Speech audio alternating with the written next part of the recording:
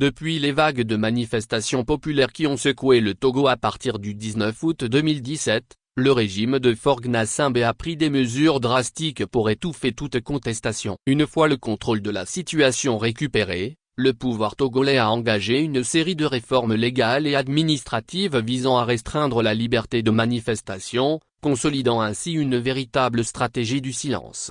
En réaction aux manifestations qui ont fait trembler son régime, le gouvernement togolais, par le biais de l'ancien ministre de l'administration territoriale, Peyadoa Boukpessi, a justifié la modification de la loi encadrant les manifestations en évoquant la nécessité d'assurer la sécurité publique. Boukpessi a notamment affirmé que ces modifications étaient une réponse aux événements de 2017 et visaient à assurer un meilleur encadrement des manifestations et de la sécurité des riverains.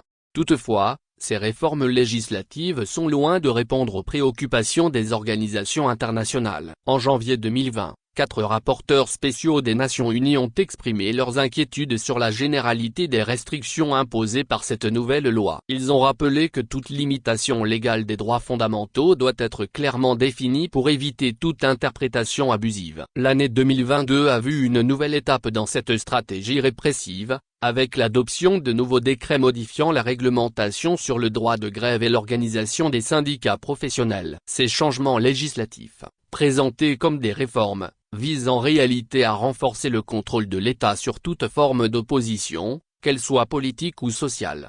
Cette série de réformes a permis l'installation d'un véritable régime de terreur. Désormais, toute activité politique, en particulier celle de l'opposition, est soumise à une autorisation préalable. En pleine campagne électorale, il est fréquent que des opposants soient empêchés d'accéder à certaines localités sans explication. Le cas du siège de la CEPA dans le quartier populaire de Béalomé, pris d'assaut par des miliciens pro-régime le 29 septembre 2024, illustre cette répression de manière criante. Cet événement tragique a ravivé les craintes d'une dérive autoritaire assumée.